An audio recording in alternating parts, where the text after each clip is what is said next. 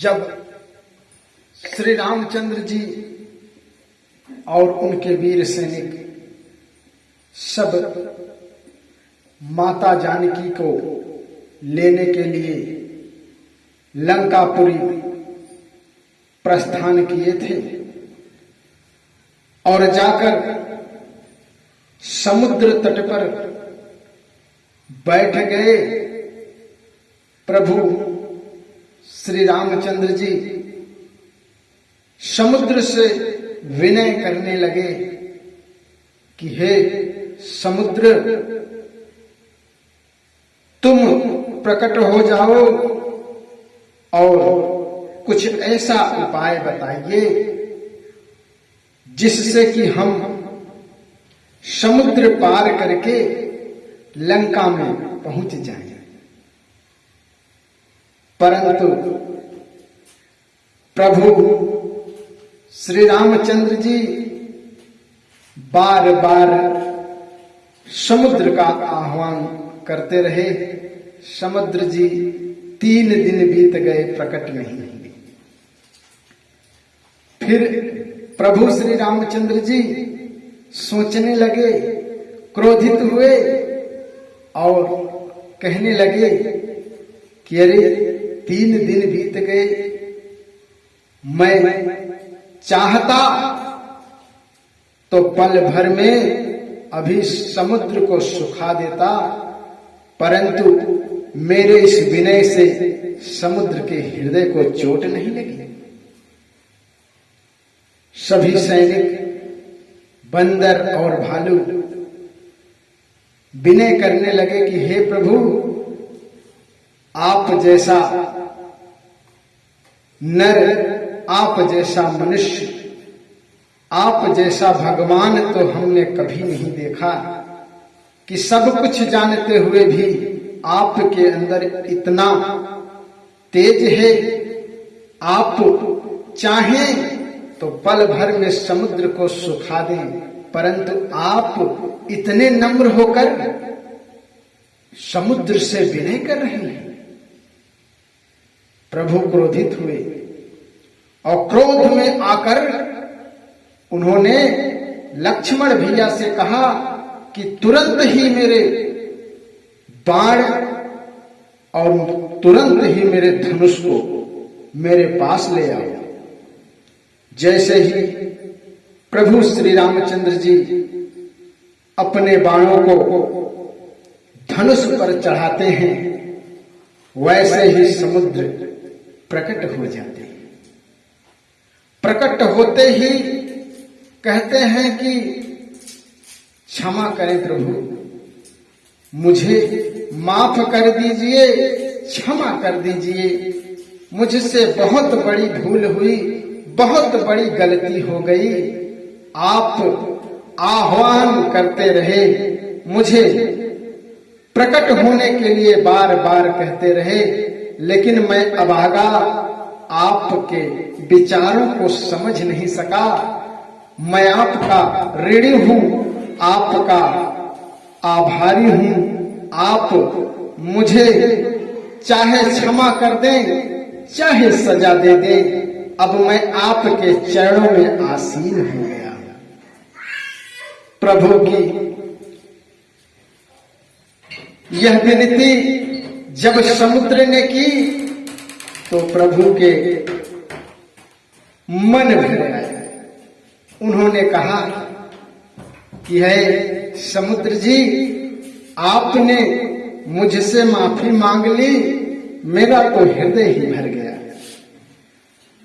मुझे सुखाने की जरूरत नहीं है समुद्र, आप ही बताएं, कुछ उपाय ऐसा बताएं कि मैं समुद्र को लांघ कर पार करके लंका तक पहुंच सकूं। समुद्र ने विनय किया, हाथ जोड़कर कहा, प्रभु आप तो घट घट व्यापी हैं। यदि आप चाहते, यदि आप चाहें तो आपके इच्छा मात्र से ही मैं सूख जाऊंगा, परंतु आप इच्छा तो करिए। लेकिन यदि मैं सूख गया तो मेरे अंदर विराजमान जितने भी जीव हैं, लाखों करोड़ों जीव अनायास के ही मारे जाएंगे। यदि आप चाहें तो मैं इसकी भी चिंता नहीं करूंगा और सूख जाऊंगा। आपके एक आदेश से ही आपको बाण चलाने की कोई आवश्यकता नहीं है। इतना समुद्र के आग्रह से भगवान प्रसन्न हो गए और कहने लगे कि मुझे तो केवल और केवल समुद्र को पार करना है। ये मेरे जो भालू बंदर, हमारे जो वीर सैनिक हैं, सब लंका पर चढ़ाई करने के लिए जा रहे हैं। हमें लंकापुरी तक जाना है बस। अब आपकी मर्जी, आप ही कुछ सुझाव दे दें। समुद्र ने कहा कि हे प्रभु, मुझे माफ करना, परंतु आपके इन वीर सैनिकों में नल और नील नामक के दो भाई हैं। उनको श्राप है कि यदि वो कोई भी सामान जल में डालेंगे तो वो डूबेगा नहीं, तैरता रहेगा। वही श्राप ही आज आपके काम आएगा और उसी से आप सेतु निर्माण करके लंका तक जा सकते हैं। परंतु भगवान ने कहा कि नल और नील मिलकर इतने बड़े पुल को कैसे बनाएंगे? अरे कुछ और उपाय तो हो बताएं। तो समुद्र ने कहा कि हे प्रभु, आप तो घट घट व्यापी हैं।